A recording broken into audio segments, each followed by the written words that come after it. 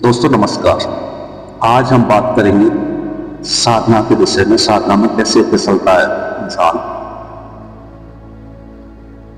इस वीडियो को आप अंत तक सुनिएगा, बहुत दिलचस्प है। आपकी समझ में आएगा कि साधना में किस तरीके से फिसल जाता है। कोई परीक्षा पास कर दे, फिर हमें दोबारा उसी क्लास में उसी कोर्स को पढ़ने की कोई जरूरत नहीं होती। मार्कशीट, प्रमाण पत्र, डिग्री, डिप्लोमा मिल गया, बस बात खत्म। जहां जरूरत पड़ेगी उसकी कॉपी लगाकर काम चल जाता है। लेकिन अध्यात्म में ऐसा नहीं होता। यहां परीक्षा ऐसी होती है जिसके पार जाने पर से काम नहीं चलता। कोई सीढ़ी चढ़ गए तो भी उसका अभ्यास जरूरी होता है। अभ्यास साधना में जरा सा चूके कि फिर फिसल कर नीचे आ गए। सुनने में बात बहुत अजीब लगती है, लेकिन ये बिल्कुल सच है। फिसलना भी दो तरह से होता है।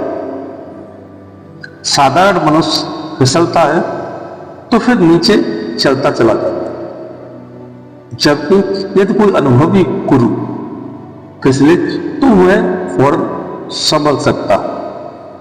आखिर साधना में ऐसा क्यों होता है, कैसे होता है, यह जानना भी बड़ा दिलचस्प है। असल में सब कुछ हमारा मन करवाता है।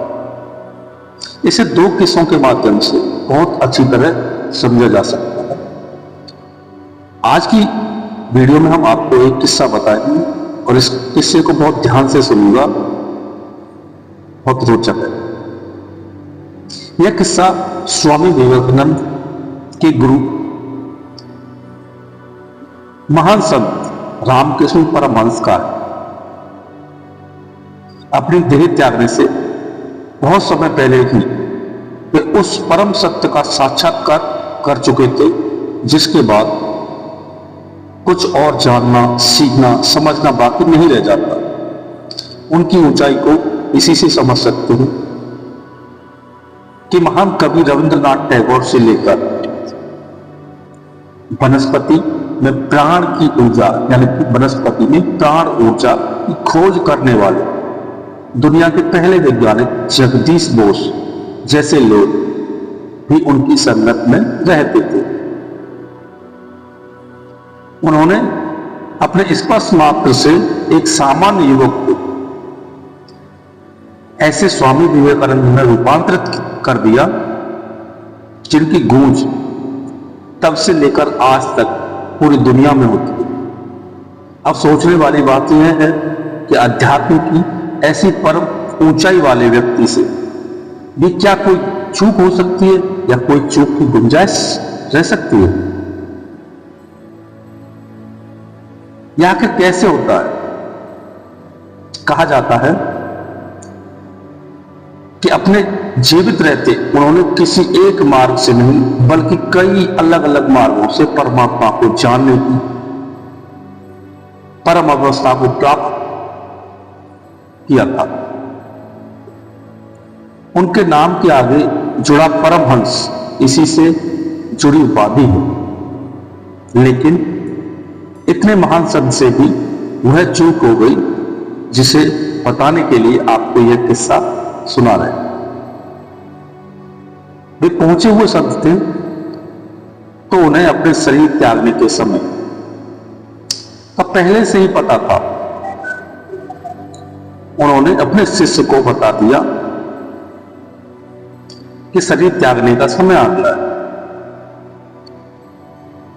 इससे सभी शिष्य जो उनके थे वो सभी शोकाकुल थे, दुखी थे। वे आंगन में चारपाई पर लेटे मानो मृत्यु की परीक्षा कर रहे थे। उनके चारों ओर शिष्य और बाकी लोग खड़े थे। वहीं एक अमरूद का पेड़ था। अचानक रामकृष्ण परमहंस ने अपने एक शिष्य से कहा, वह अमरूद देख रहे हो? उन्होंने अपने हाथ से एक अमरूद की ओर इशारा किया। शिष्य बोला, जी महाराज।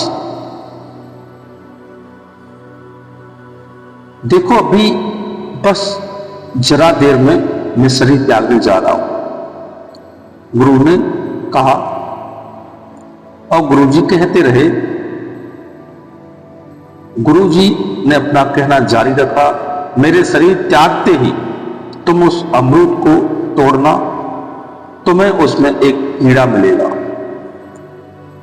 इससे पहले कि वह कीड़ा अपना जीवन चक्र शुरू करे, तुम उसे मार देना।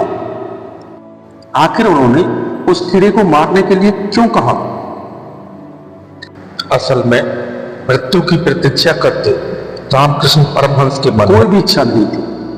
यहां तक कि यदि कोई मोक्ष की इच्छा करे तो भी वह इच्छा ही होती है। जाहिर है कि वे तो सब जानते थे, लेकिन फिर भी उस अमरूद को देखकर उनके भीतर उसे खाने की इच्छा पैदा हो गई थी। उनके पास वक्त बचा नहीं था कि उस अमरूद को खा सके। वे भली भांति जानते थे कि उनके शरीर त्यागते ही उनकी अमरूद खाने की इच्छा तत्क्षण पूरी हो जाएगी। लेकिन अमरूद खाने के लिए उन्हें जन्म लेना होगा। अब चूंकि मन में इच्छा जन्म ले चुकी थी, तो उनका पुनर्जन्म होना निश्चित हो चुका था। उसे अब बदला नहीं जा सकता था। उन्हें यह भी पता था, इधर भी शरीर त्यागेंगे, उधर उन्हें अमरूद मिलेगा। तो उन्होंने इस इच्छा की पूर्ति के लिए इतना शीघ्र जन्म तो उसी अमरूद के भीतर कीड़े के रूप में ही संभव है। और फिर वह कीड़ा यदि जीवित रहता तो उनका यानी कि कर्म चक्र शुरू हो जाता। इनको उस कीड़े का कर्म चक्र जो है वो शुरू हो जाता। इसलिए उन्होंने उसे मारने को कहा। वे इतने पहुंचे हुए संत थे कि जरा सा फिसलते ही उन्होंने खुद को संभाल लिया। कहते हैं कि उनके शिष्य ने उनकी आज्ञा के अनुसार उस कीड़े को जन्म लेते ही मार दिया। तब जाकर वे मोक्ष को प्राप्त हुए। इस किस्से को सुनाने का मकसद सिर्फ इतना ही था कि अब इतने पहुंचे हुए संत से ऐसी चूक हो सकती है, तो साधारण मनुष्य तो पता नहीं क्या क्या गलतियां कर सकता है। धन्यवाद मित्रों, हम आपसे अगली वीडियो में मिलेंगे। इसी तरीके का हम एक किस्सा और आपको अगली वीडियो में सुनाएंगे। धन्यवाद। अगर आप हमारे चैनल पर नए हैं तो आप हमारे चैनल को सब्सक्राइब कर सकते हैं। वीडियो अगर आपको हमारी पसंद आती है तो उनको आप लाइक कर सकते हैं। धन्यवाद।